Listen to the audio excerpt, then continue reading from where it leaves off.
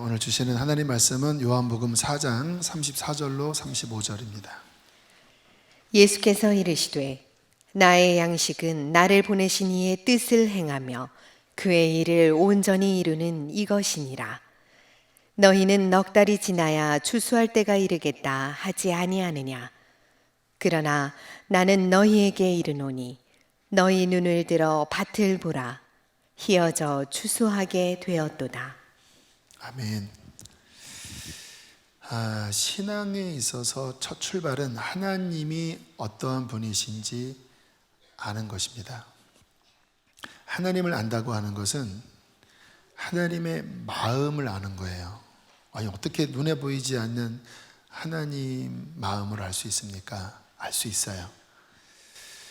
성경 안에 하나님이 어떠한 분이신지, 그분의 마음이 어떤지, 그분은 무엇을 하기 원하시는지 가득가득 담겨져 있습니다. 특별히 구약 성경에 그 하나님이 어떤 분인지, 하나님의 마음은 무엇인지를 가장 분명하게, 그래서 성경 용어로 계시라고 하는데 자신을 열어 보이는 게 계시라는 뜻입니다. 그렇게 하나님이 자기 계시를 한 장면이 출애굽기 34장이에요. 참 신비롭고 오묘한 장면인데, 모세가 하나님께 이렇게 기도합니다. 주님의 영광을 보여주십시오. 굉장히 당돌한 기도입니다. 대통령도 보기 힘든데 어떻게 하나님을 보여달라고 합니까? 더군다나 하나님은 너무나 거룩하시기 때문에 볼 수 없잖아요. 태양도 눈으로 못 보는데 어떻게 하나님을 봅니까? 근데 주님께서 모세의 기도를 응답하셨습니다. 그러나 얼굴은 네가 보지 못한다. 나를 보고 살 자가 없기 때문이다. 등을 보여주겠다. 그러나 더 중요한 것은 그렇게 자신의 어떠한 형상을 보여주시면서 형상보다 더 중요한 하나님의 속내, 하나님의 내면의 마음을 노래로 계시하셨어요. 그게 출애굽기 34장 6절입니다. 굉장히 신비로운 말씀입니다. 함께 읽겠습니다. 시작. 여호와께서 그의 앞으로 지나시며 선포하시되 여호와라 여호와라 자비롭고 은혜롭고 노하기를 더디하고 인자와 진실이 많은 하나님이라. 하나님의 성품, 하나님의 마음 어떠한지를 너무나 깊고 오묘하게 하나님이 친히 말씀하셨습니다. 자비롭고 은혜로우시고 인간이 죄인임에도 불구하고 거룩하신 하나님이 심판할 수밖에 없잖아요. 그러나 오래 참으시면서 선함과 진실로 우리를 기다리시고 사랑하시는 그 하나님에 대하여 스스로를 이렇게 드러내 주셨습니다. 그래서 실은 구약 성경 내내 이 하나님의 자기 계시가 이스라엘 찬양의 주제였습니다. 여호와께 감사하세 그는 선하시며 그의 인자하심이 영원함이로다. 이 성경 전체의 이야기는 결국 이 이야기입니다. 하나님을 떠나 죄에 빠진 인간들, 심판받아야 마땅한 인간들을 향하여 은혜로우시고 자비가 풍성하신 하나님이 오래 참으시고 결국 그 아들을 보내사 구원하시는 이야기가 성경의 이야기, 하나님의 사랑 이야기입니다. 우리가 오늘 읽은 본문은 요한복음 4장인데요. 이 4장 안에는 여인의 이야기가 나오고 그 여인과의 만남을 통하여 좀 전에 말씀드린 그 하나님의 성품, 하나님의 그 마음을 이 장면 속에 드라마 형태로 담아두셨어요. 그러니까 우리가 요즘 스토리텔링 이야기 많이 하잖아요.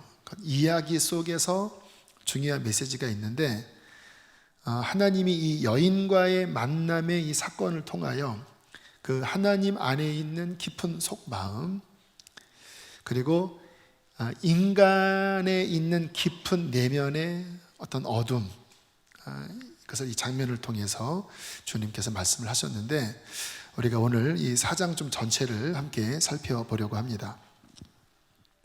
이 여인이 살았던 지역은 사마리아입니다. 이 사마리아는 그 당시에 천대받은 지역이에요. 유대인들이 지금도 전 세계에 흩어져 있지만 이 유대 민족 이 우월주의가 굉장히 강하다고 그래요. 이 당시에는 오죽했겠습니까? 아브라함 순혈주의. 근데 사마리아는 피가 섞였거든요. BC 721년 2년 망했을 때, 아수르에서 망했을 때 아수르의 식민지 정책이 피를 섞는 거였습니다. 거기에 다른 나라 사람들을 섞으면서 이스라엘의 민족성이 여기서 이제 이렇게 틀어져 버린 거예요. 그래서 유대인들이 이 사마리아라고 하는 지역에 대하여 아주 멸시하는 마음이 있었습니다. 너희는 유대인이 아니야. 너희는 하나님의 선민이 아니야. 왜? 이미 피가 섞였기 때문에. 그래서 그 사람들을 멸시할 뿐만 아니라 심지어는 이렇게 북쪽에 있는 갈릴리에서 남쪽 예루살렘에 갈 때도 직진 코스로 가면 사마리아를 지나가거든요. 일로 안 지나갔다고 그래요. 왜? 그런 어떤 거부감 때문에 삥 돌아갈 정도로 유대인들에게 멸시를 받았던 지역입니다. 근데 오늘 주님이 그 사마리아를 통과하십니다. 그런데 그 사마리아를 통과하시는 말씀을 보면, 특별히 영어로 보면 이렇게 나와요. 한번 말씀을 보실까요? 사마리아를 4장 4절. 자, 사마리아를 통과하여야 하겠는지라 he must needs. 그가 사마리아를 통과하여야만 할 필요가 있었다. 의지가 들어있는 거죠. 주님의 마음에 이 사마리아 통과는 뭔가 목적이 있어서 이 지역을 가셨다라는 거예요. 자, 이 사마리아에 들어갔을 때, 자, 장면이 6절, 7절에 나오는데요. 함께 읽어보실까요? 시작. 거기 또 야곱의 우물이 있더라. 예수께서 길 가시다가 피곤하여 우물 곁에 그대로 앉으시니 때가 낮 12시쯤 되었더라. 사마리아 여자 한 사람이 물을 기르러 왔음에 예수께서 물을 좀 달라 하시니, 주님께서 한낮에 낮 12시면 이때가 한 5월경이거든요. 너무너무 덥습니다. 이스라엘에 피부암이 많다고 그래요. 그만큼 직사광선이 너무 강렬해서 한낮은 피하는, 특별히 5월, 6월이면 진짜 너무 더운 날씨인데, 주님께서 한 우물을 지나시다가 그 우물 곁에 털썩 앉으셨어요. 때마침 그때 한 여인이 물을 길러 이 우물에 왔습니다. 원래 12시에 물을 길지 않거든요. 근데 이 여인이 12시에 물을 길러 나왔어요. 좀 이상한 상황인 겁니다. 근데 예수님께서 이 여인에게 말을 거세요. 물 좀 달라. 유대인들이 이 사마리아 사람과 상종 안 하거든요. 그러니까 여인도 깜짝 놀랐죠. 옷을 보면 유대인인지 아닌지 아니까. 자, 아무튼 그렇게 해서 예수님과 여인이 뜨거운 한낮에 우물가에서 조우를 했습니다.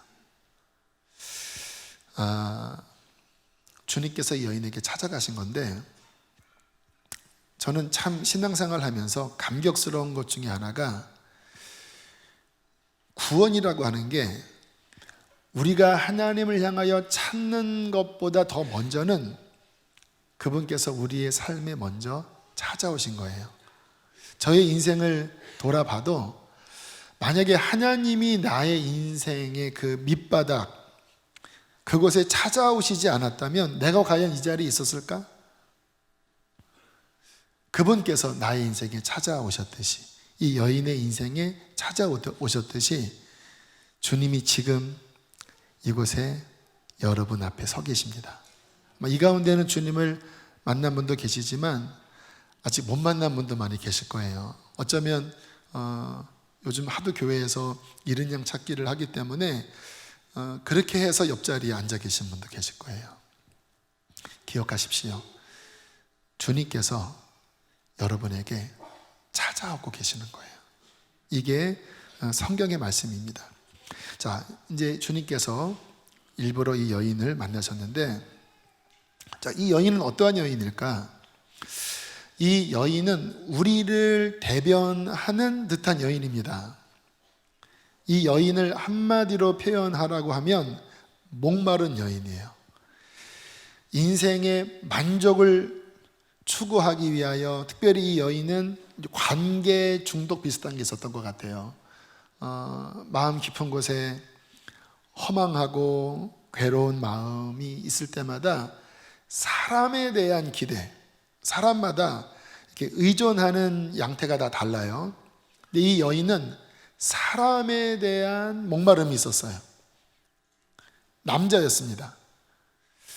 그래서 이 주님과 이 여인과의 대화를 보면 이 여인은 5명이나 남자를 가르쳤다고 그래요. 갈았다고 그래요. 죄송합니다. 너무 말이 좀 경박한가요? 이 남자가 나를 만족시킬까 해서 만나고 쉽게 잠자리하고 또 함께 살다가 헤어지고 차임을 받았든지 찾든지 또 괜찮은 남자가 있는 것 같아서 또 만나고 잠자리를 하고 또 살다가 또 헤어지고 그렇게 5번이나 함께 사는 남자가 바뀐 그러한 목마른 여인이에요. 그러니까 이 속에 뭔가 안 채워지는 여인이에요. 자, 그런 가운데 예수님을 만났는데 주님께서 이 정곡을 건드셨어요. 여러분, 우리가 신앙생활을 시작할 때 또는 신앙생활을 깊이 들어갈 때 주님께서는요 반드시 이 정곡을 찌르십니다. 우리는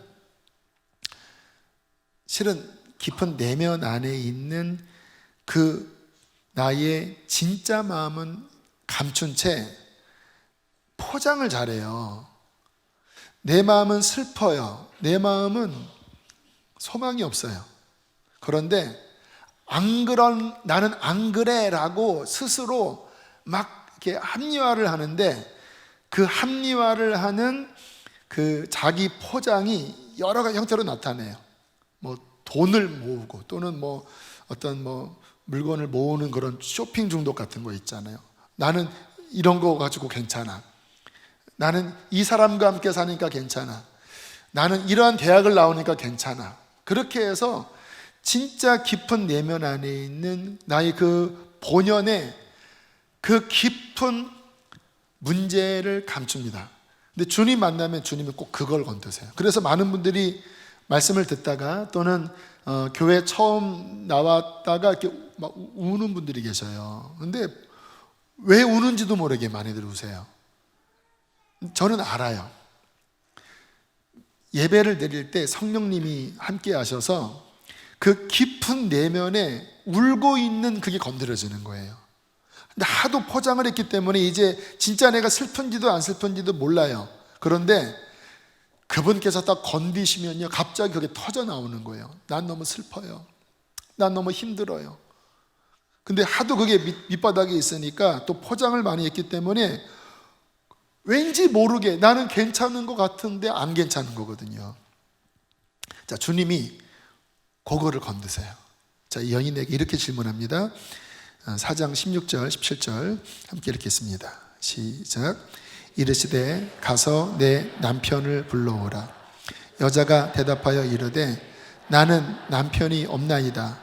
예수께서 이르시되 내가 남편이 없다 하는 말이 옳도다. 주님은 지금 이렇게 질문하시는 거예요. 너 목마르지? 너 뭐를 해도 안 채워지지? 이 남자 저 남자 만나면서 정 주고 몸 주고 다 줬는데 결국 너에게 돌아온 것은 상처 아니었니? 너 지금 힘들지? 나 그 마음 안다.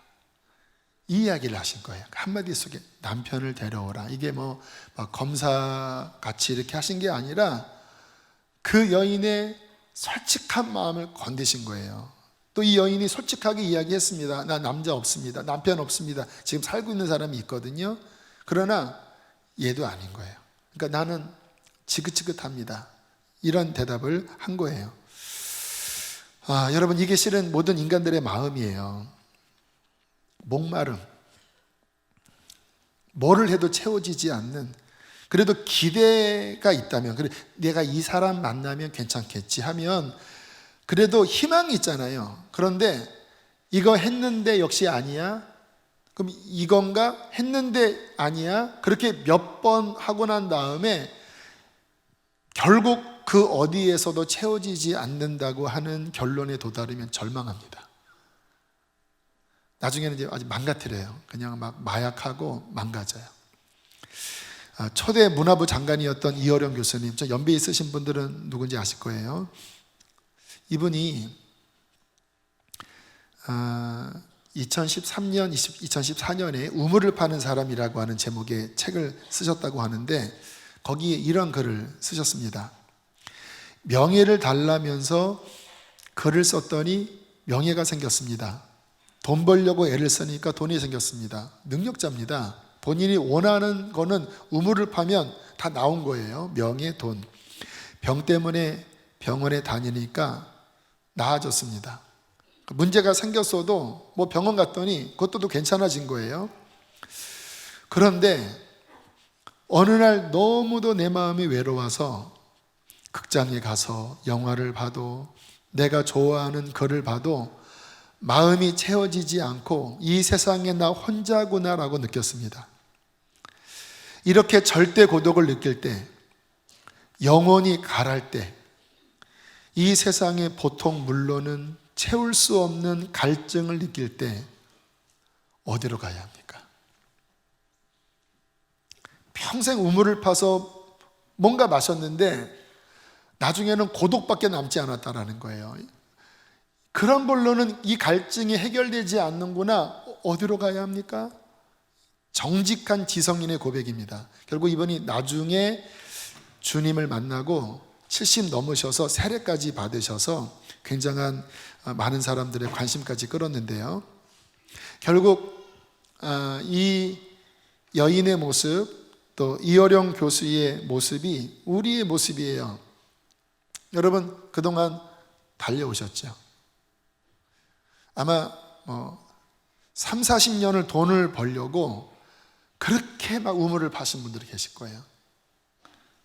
집도 생기고 차도 생기고 어쨌든 그럭저럭 사시는데 마음이 괜찮으세요? 이 여성들 보면 다 그러신 건 아니지만 자녀를 키우실 때 너무 자녀에게 과도한 에너지를 쏟아부으세요. 그러다가 아이 툭 결혼하고 떠나버리면 허망하지 않겠습니까? 이러려고 내가 이렇게 온갖 쏟아부었나? 요즘 즐길 게 너무 많죠. 많은 사람들이 쾌락주의로 빠집니다. 뭐 먹는 거, 또 어떤 중독. 근데 왜 그렇게 하는가 속을 들여다보면 괴로워서 그래요. 그래서 뭔가 이 갈증을 채우려고 막 하다가 중독에 빠지고, 한번 중독에 빠지면 더 망가지는 그런 경험을 하면서 인생이 망가지지요.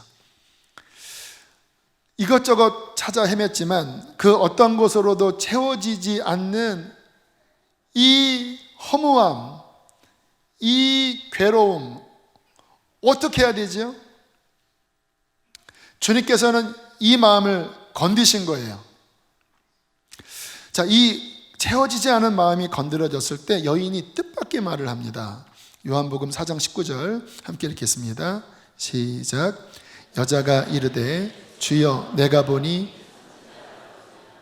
이 여인이 막 방탕한 탕녀 같았는데 갑자기 어머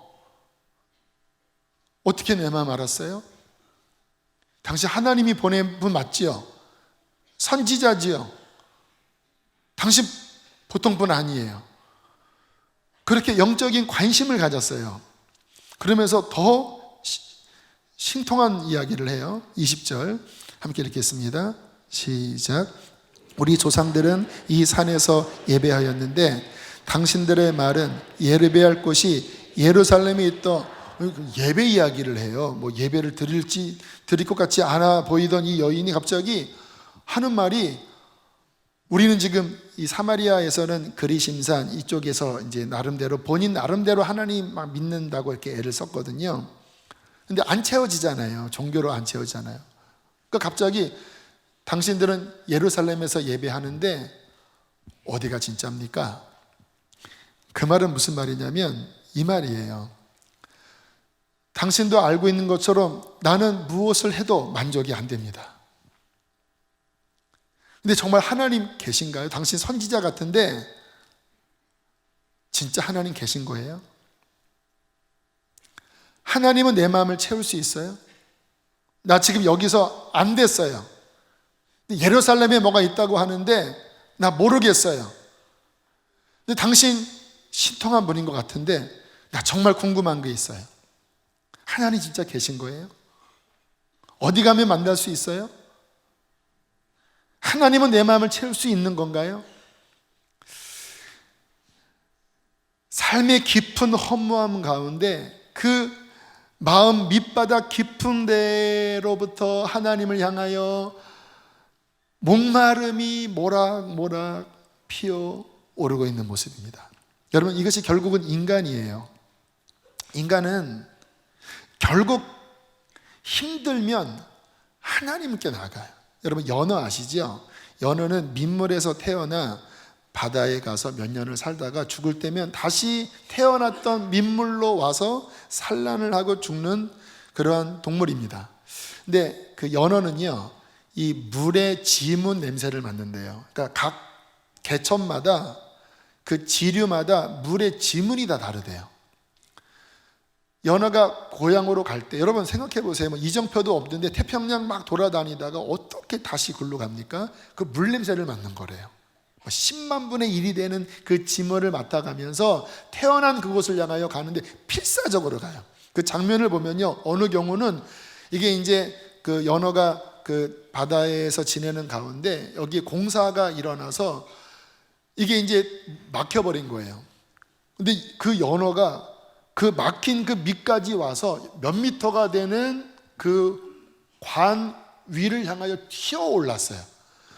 사람이 와서 보니까 연어가 갑자기 이 마당에 있어요. 보니까 그 밑에 수백 마리 연어들이 막 서로 막 올라오려고 몸부림치는 경이로운 장면이죠.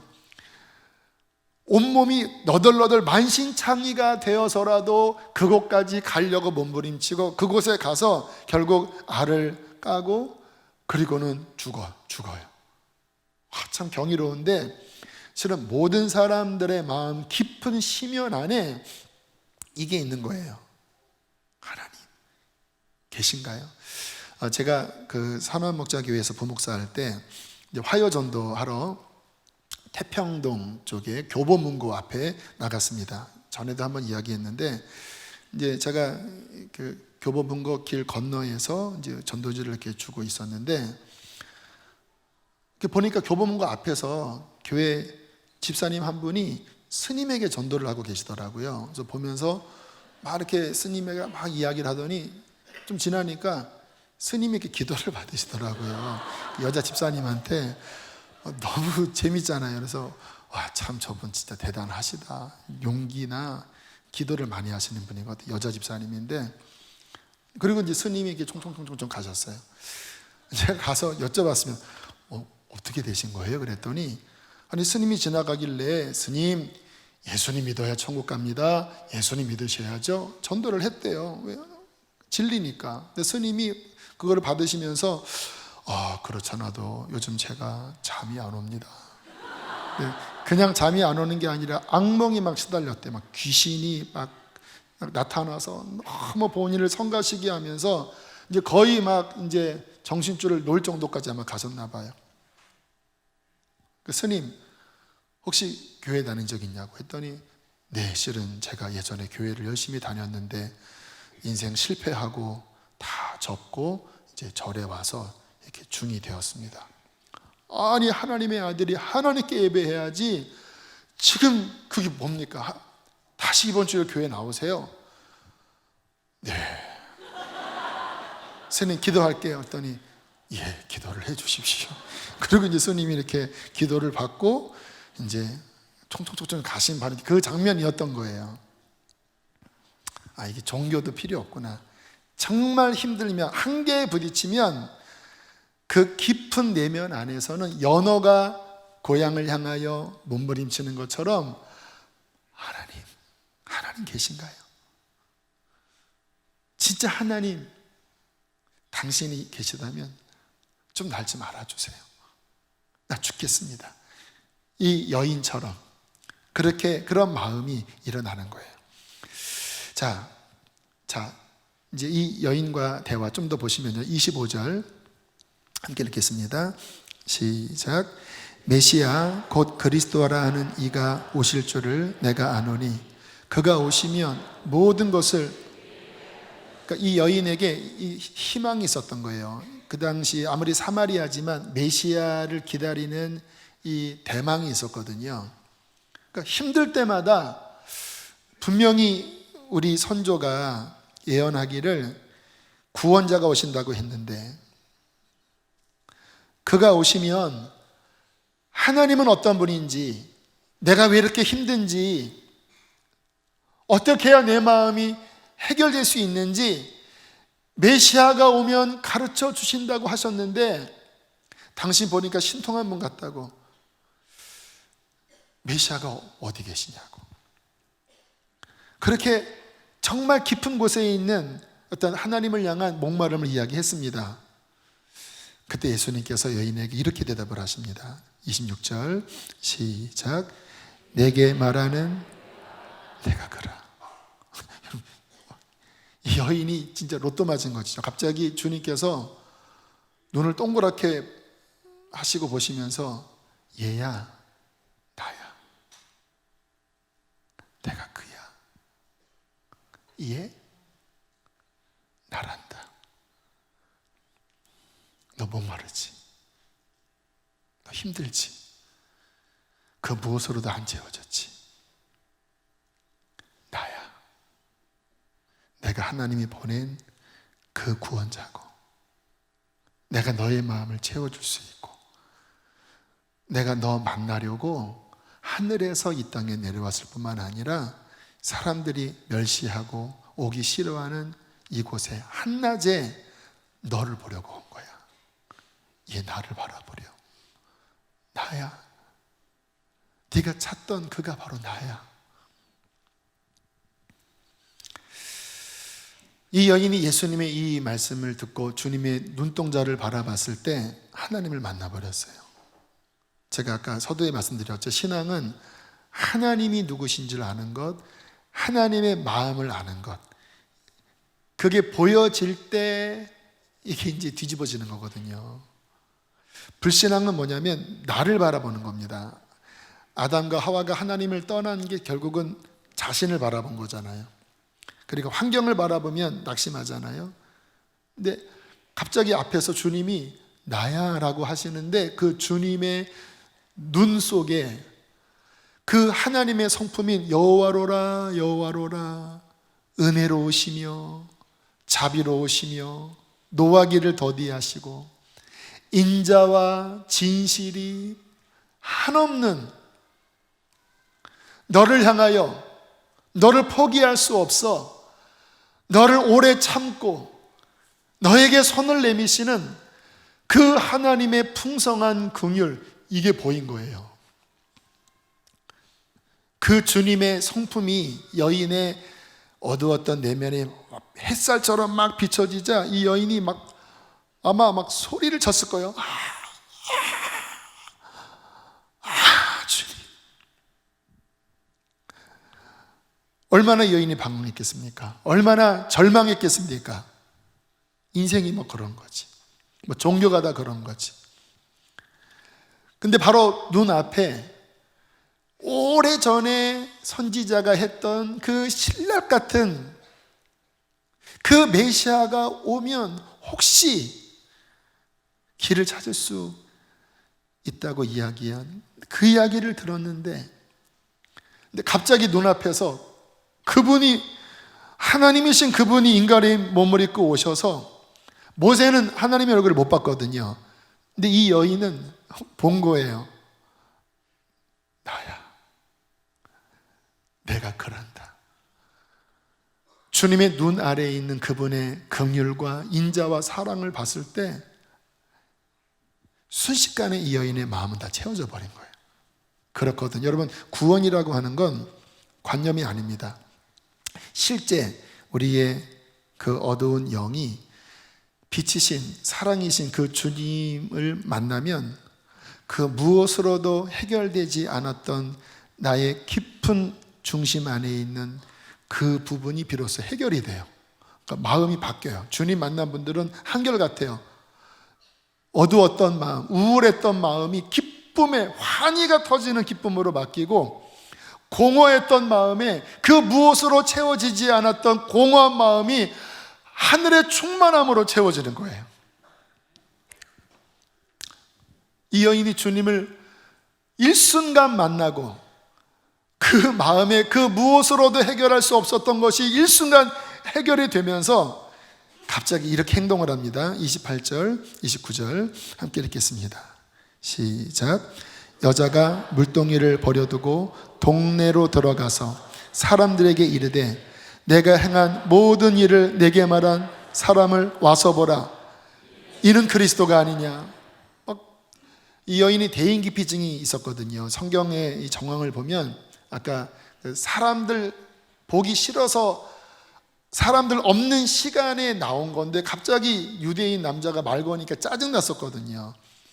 근데 주님 만나서 이게 해결한 다음에 갑자기 동네로 뛰어갔는데, 그것도 물동이도 버려뒀어요. 왜?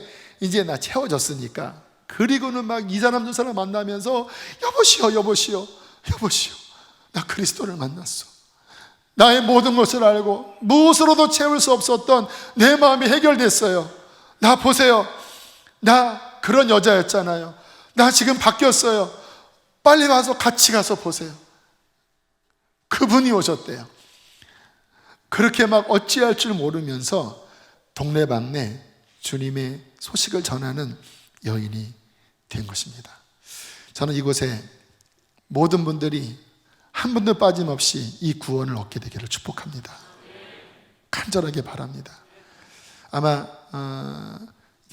교회에 한번 와봐 해서 오신 분, 아직은 이런 말씀 들으면서 뭔가 할지 모르지만 주님이 당신을 만나시기 원하십니다. 자, 이렇게 여인이 감격에 겨워 물동이를 버려두고 막 동네로 뛰어가는 그 찰나에 제자들이 시장에 가서 음식을 사서 예수님께 드리려고 왔어요. 그러니까 와보니까 주님이 이렇게 대화 나와서 갑자기 여인이 막 소리치면서 물동이도 버려두고 막 뛰어가는 모습을 보면서 제자들이 또 뭐가 일어났구나. 하도 주님에게는 그러한 일들이 다반사였기 때문에 묻지는 않았습니다. 또 구원이 일어났구나. 제자들이 예수님께, 주님 진지 드세요. 저희가 음식 준비해 왔습니다. 그렇게 드리니까 주님께서 이렇게 말씀을 하세요. 32절 함께 읽겠습니다. 시작. 내게는 너희가 알지 못하는 먹을 양식이 있느니라. 무슨 이야기죠? 나 배부르다 이 말이에요. 아마 이때 주님의 표정을 한번 클로즈업하면, 여러분 우리가 성화의 주님의 모습은 다 이렇게 뭔가 이렇게 고난스럽잖아요. 십자가를 지시니까. 근데 가끔 어떤 성화는 이렇게 막 웃으시는 장면이 있어요. 근데 이 장면을 클로즈업하면 주님은 만면에 가득한 너무나 흡족한 흐뭇한 미소를 지으시면서 제자들이 식사하셔야 하니까 괜찮아. 나 이미 먹었어. 나 배불러. 그러니까 제자들이 누가 음식을 갖다 드렸나? 여인이 혹시 갖다 드렸나? 그러니까 주님이 이렇게 말씀을 하십니다. 요한복음 4장 34절 함께 읽겠습니다. 시작. 나의 양식은 나를 보내신 이의 뜻을 행하며 그의 일을 온전히 이루는 이것이니라. 얘야, 내가 언제 배부른지 아니? 나의 양식은 나를 보내신 아버지의 뜻을 행하는 건데, 그분의 일을 온전히 이루는 건데 이거야. 이게 뭐지요? 이렇게 한 영혼이 돌아와 하나님의 자녀로 회복이 되고, 그가 구원 얻는, 이게 나를 보내신 긍휼이 많으신 아버지의 일이고, 이것을 온전히 이루는 것이 바로 나의 양식이야. 나 이것 할 때 나 너무 기뻐서 밥 안 먹어도 좋아. 여러분, 그럴 때 있잖아요. 너무 기쁘면 진짜 밥 안 먹어도 배부를 때가 있잖아요. 언제 그래요? 여러분 정말 기뻐하는, 여러분이 정말 갈망하는 그게 되면 진짜 배가 부르잖아요. 난 너무 좋다. 나 죽어도 여한이 없다. 언제요? 여러분이 정말 그 원하는 그 일을 할 때. 근데 지금 하나님이 언제 기뻐하시냐?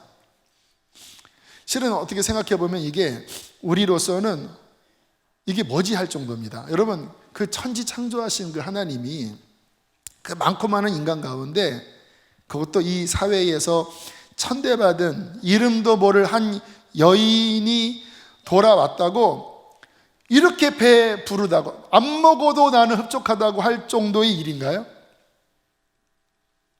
하나님이잖아요.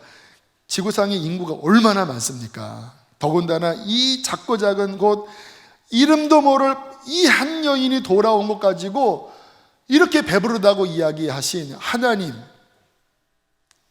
이분이 하나님이십니다. 우리가 하나님은 누구시지? 전지전능하시고 위대하고 다 맞아요. 그런데 정말 하나님의 마음은 어떤 마음일까? 여호와로라, 여호와로라, 자비로우시고 은혜로우시고 죄를 향하여 노하기를 오래 참으시면서 인자와 진실로 돌아오기를 기다리시는 그 하나님의 사랑과 긍휼의 마음 안에 한 영혼이 돌아오는 것은 그 무엇과도 바꿀 수 없는 하나님의 희열이고 하나님의 기쁨이고, 그 일이 하나님이 하시고자 하는 바로 그 일인 것입니다. 그분이 하나님이에요.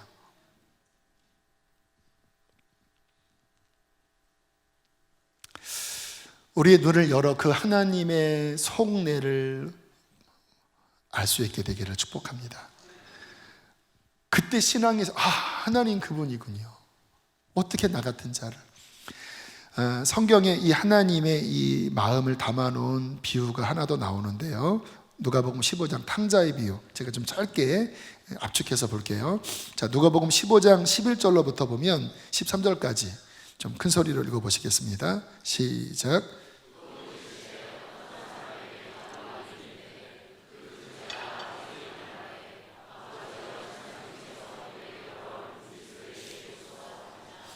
아버지가 그 살림을 각각 나눠 주었더니 그 후 며칠이 안 되어 둘째 아들이 재물을 다 모아가지고 먼 나라에 가 거기서 화랑방탕하여 그 재산을 낭비하더니, 이게 이제 인간의 모습을 또 대표해요. 이 목마른 여인, 또 이 탕자, 아버지 권한 아래 있고 싶지 않아서 아버지의 모든 재산을, 자기의 몫을 가지고 튄 거죠. 그리고는 지 맘대로 산 것. 여러분, 여러분의 목숨, 여러분의 재산, 여러분 거 하나도 아니에요. 하나님이 허락하지 않으면 우리 거 하나도 없습니다. 근데 이거를 내 것으로 생각하고 나를 위해 살고 나의 영광을 위하여 방탕하게 사는 것, 이게 죄입니다. 자, 14절로 16절 읽겠습니다. 시작. 다 없앤 후 그 나라에 크게 흉년이 들어 그가 비로소 궁핍한지라. 가서 그 나라 백성 중 한 사람에게 붙어 사니 그가 그를 들로 보내어 돼지를 치게 하였는데 그가 돼지 먹는 쥐염 열매로 배를 채우고자 하되 주는 자가 없는. 여러분, 하나님을 떠난 인생은 파산입니다. 아세요? 아무리 잘 사는 것 같아서 영은 파산입니다. 파산이에요. 그 여인 내면으로 다 망가진 거예요. 이 땅에 많은 사람들 경제적으로 잘 살지 모르지만 깊은 곳으로 들어간 파산입니다. 그 어떤 것으로도 안 채워져요. 자, 그렇게 되었을 때 17절로 20절입니다. 함께 읽겠습니다. 시작. 이에 스스로 돌이켜 이르되 양식이 풍족한 품꾼이 얼마나 많은가. 나는 여기서 줄여 죽는구나. 내가 일어나 아버지께 가서 이르기를 아버지, 내가 하늘과 아버지께 죄를 지었사오니 지금부터는 아버지의 아들이라 일컬음을 감당하지 못하겠나이다. 나를 품꾼의 하나로 보소서 하리라 하고 이에 일어나 아버지께로 돌아간다. 희망은 하나예요. 희망은 다시 아버지를 만나는 것입니다. 그분이 찾아오세요. 그러나 역시 우리가 또 그분께로 가는 이 돌이키는 마음, 이게 유일한 희망입니다. 이 아들이 돌아가기 시작했어요. 20절로 24절입니다. 시작. 아직도 거리가 먼데 아버지가 그를 보고 측은히 여겨 달려가 목을 안고 입을 맞추니 아들이 이르되 아버지, 내가 하늘과 아버지께 죄를 지었사오니 지금부터는 아버지의 아들이라 일컬음을 감당하지 못하겠나이다 하나 아버지는 종들에게 이르되 제일 좋은 옷을 내어다가 입히고 손에 가락지를 끼우고 발에 신을 신기라. 그리고 살진 송아지를 끌어다가 잡으라. 우리가 먹고 즐기자. 이 내 아들은 죽었다가 다시 살아났으며 내가 잃었다가 다시 얻었노라 하니 그들이 즐거워하더라. 하나님의 긍휼, 여기 보니까 측은히 여겨 달려가 목을 끌어안고 입을 맞추고 함께 울면서 종놈으로 받아주세요 하니까 들은 척도 안 하시고 내 아들을 위하여 잔치를 벌여라. 제일 좋은 비단 옷을 입히고 그 손에 금가락지를 끼우고 그 허른 발에 가죽신을 신기고 우리 살찐 송아지를 잡아 우리 잔치를 벌이자. 이 아들이 죽었다가 살아났구나. 이 아들을 잃었다가 내가 찾았으니 이제 내가 원이 없도다. 인간적으로 보면은 이 나쁜 놈, 내가 싫어서 떠나서 결국 이 몰골로 돌아오더니 싸다 싸. 이게 보통 마음 아닙니까? 인간의 마음. 그러나 아버지의 마음은 그게 아니죠. 긍휼, 그 아들을 향한 애타는 마음. 하나님께서 이 아버지께서 춤을 추시면서 기뻐하는 이 모습. 오늘 주님께서 이 여인이 구원받고 기뻐 뛰어가는 모습 보면서 배부르다. 내 양식이 뭔지 아니? 내 양식은 나를 보내신 이의 뜻을 행하며 그의 일을 온전히 이루는 건데 이게 이거야. 우리 하늘 아버지, 이 여인을 안타까이 여기셔서 너 하늘 영광 좀 버릴 수 없겠니? 예수님은 당연하죠. 아버지가 이렇게 울고 계신데 아버지, 저도 마음이 너무나 찢어질 듯 아픕니다. 제가 인간의 몸을 입고 제가 그들에게 다가가서 아버지의 이 마음을 전하겠습니다. 그 마음으로 하나님이 아들을 보내시고 아들이 이 땅에 오신 것입니다. 이 하나님의 마음을 아는 것, 이게 열리는 것. 지금 같은 말씀을 들을 때 여러분 귀를 열고 마음을 열고 그런가? 이게 믿음의 시작이에요. 그런가? 지금 저 목사가 하는 이야기가 그게 진짜 하나님이에요? 여러분 안에 목마름 있잖아요. 실패감 있잖아요. 그 어디에서도 해결 안 됐잖아요. 그리스도 당신이면 됩니까? 그러한 마음으로 그의 얼굴을 바라봐. 그의 눈동자를 보세요. 주님의 긍휼이 가득한, 나를 향하여 너무나 불쌍히 여기시는, 정죄하는 것이 아니라 너무나 긍휼히 여기시는 그분의 눈길을 바라볼 때 여러분은 구원을 얻을 것입니다. 자, 그렇게 한 여인의 구원을 받았을 때 주님께서 오늘 본문 마지막에 이렇게 말씀을 하십니다. 우리 35절 함께 읽겠습니다. 시작. 너희는 넉 달이 지나야 추수할 때가 이르겠다 하지 아니하느냐? 그러나 나는 너희에게 이르노니 너희 눈을 들어 밭을 보라.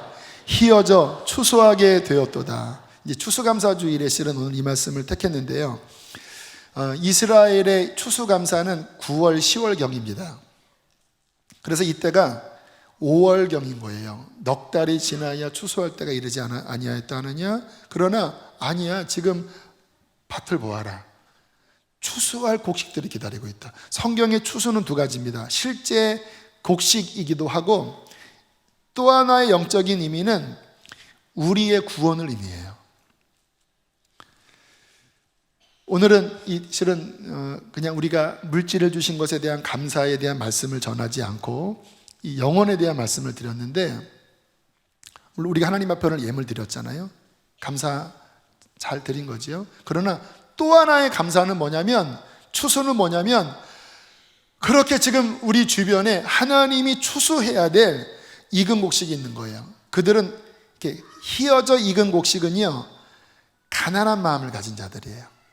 그 말은 뭐냐면, 그 어디에서도 답을 찾지 못해서 실망해 있는 자들, 인생의 파산 가운데 있는 자들, 죽고 싶어 하는 자들, 우울증에 걸린 자들. 여러분, 그들은요, 귀가 이만큼 열려 있어요.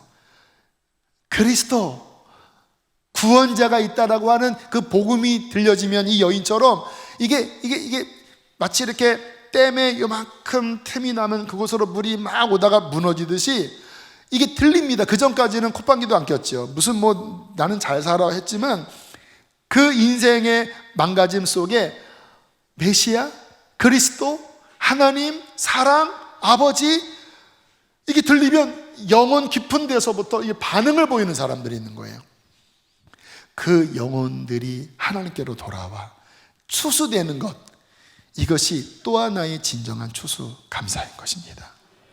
저는 우리가 한 해에 은혜 주신 것도 감사한 추수감사를 드리지만, 여러분 주변에 한번 눈을 돌아보세요.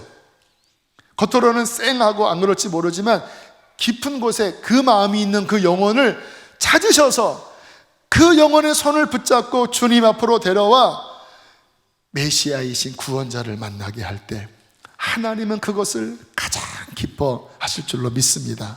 그러한 감격과 기쁨이 있는 추수감사주일 되기를 축복합니다. 함께 시간들이 찬양하시겠습니다.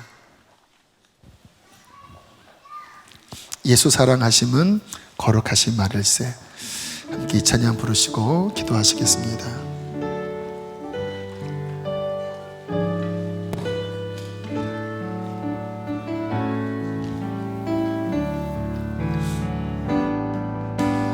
예수 사랑하심은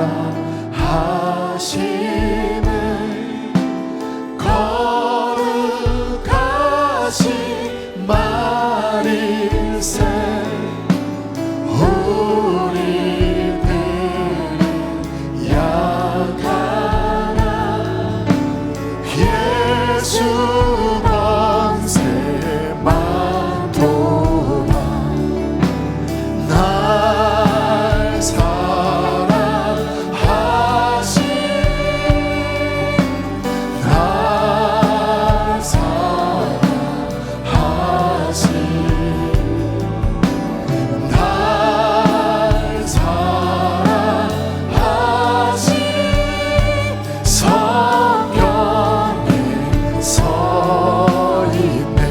내가 연약할수록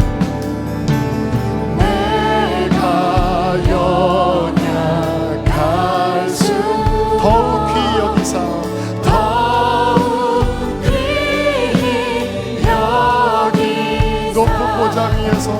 높은 보좌 위에서 낮은 나를 보시네. 날 사랑하신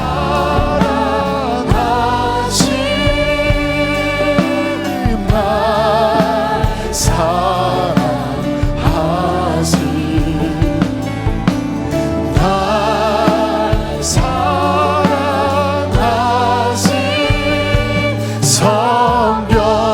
우리 한 번 더. 날 사랑하신 날 사랑하신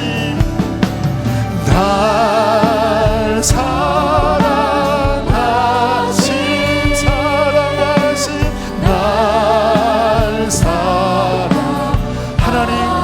당신의 그 눈동자를 보게 하여 주십시오. 사랑하신 성령께서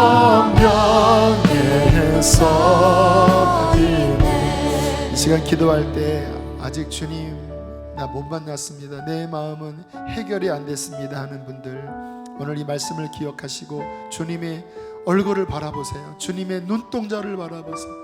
그의 한없는 사랑을 보십시오. 주님, 나는 목이 마르고 하나님 내 인생은 방황하고 있습니다. 나의 깨어진 그 마음은 무엇으로도 채울 길이 없습니다. 이 여인처럼 나를 구원하여 주십시오. 그렇게 기도하시고, 이미 그 구원을 받으신 분들은 주변에 휘어져 익은 곡식을 하나님 보게 하여 주시고, 주님 그 한 영혼의 구원을 이렇게까지 기뻐하시는 하나님의 마음을 흡족해 해드리는 종이 되어지게 하여 주시옵소서. 이 시간 주님 한번 부르시고 기도하시겠습니다. 주여, 할렐루야. 살아계신 하나님, 주님을 바라보라. 너의 얼굴을 들고 주님을 바라볼지어다. 그의 한없는 사랑과 그의 눈빛 안에 있는 한없는 긍휼을 바라볼지어다. 오 하나님 아버지, 주님께 손을 내밉니다. 우리의 초라한 손을 붙들어 주십시오. 하나님, 우리의 초라한 손을 붙들어 주십시오. 주님만이 구원자이시며 주님만이 우리를 건지시는 분이심을 고백합니다. 주여 우리를 살려주시고 주여 우리를 일으켜 주시옵소서. 또한 주님 간절하게 기도합니다. 우리 사랑하는 성도들의 눈을 열어주시어서 우리 주변에 휘어져 익은 곡식을 찾게 하여 주시고, 주님 그 영혼을 애타게 기다리시는 하나님 앞에 주님이 영혼을 인도할 수 있도록 우리에게 아버지의 긍휼과 아버지의 사랑과 아버지의 은혜를 부어주시옵소서. 하나님 감사합니다. 주님 찬양합니다. 주님 고맙습니다. 모든 은혜의 하나님, 주님이 우리를 사랑하셔서 여기까지 왔습니다. 올 한 해도 하나님의 은혜 속에 부족함이 없이 왔습니다. 주님 앞에 감사를 드립니다. 영광을 돌립니다. 우리의 모든 삶의 주인이신 주님만 경배하는 인생 되게 해 주십시오. 이 가운데 아직 인격적으로 주님을 만나지 못한 영혼들이 많이 있습니다. 하나님, 그들의 눈을 열어 주님의 눈을 보게 하여 주십시오. 한없는 긍휼과 한없는 사랑으로 우리에게 손을 내미시는 그 손길을 붙잡게 하여 주십시오. 깨지고 병들고 찢긴 초라한 우리의 손을 당신의 능력으로 붙들어 구원하여 주시옵소서. 하나님, 이미 주님을 만난 이들을 위하여 기도합니다. 휘어져 추수를 기다리는 영혼들이 우리 주변에 있습니다. 그 한 영혼이 돌아오기를 이렇게까지 고대하시는 하나님의 마음을 알게 하여 주시고 그들을 주님께로 인도하여 구원에 이르도록 하나님 복음을 증거하는 일꾼이 되어지게 하여 주시옵소서. 감사드립니다. 오늘 준비한 예물 봉헌하오니 기쁘게 흠양하여 주시고 우리 성도들에게 복의 복을 더하여 주시옵소서. 이제는 우리를 죄에서 건지신 예수 그리스도의 은혜와 하늘아버지의 그 크신 사랑과 성령의 교통하심이 오늘 예수 그리스도를 붙잡고 돌아가는 모든 이들에게 충만히 함께 있을지어다.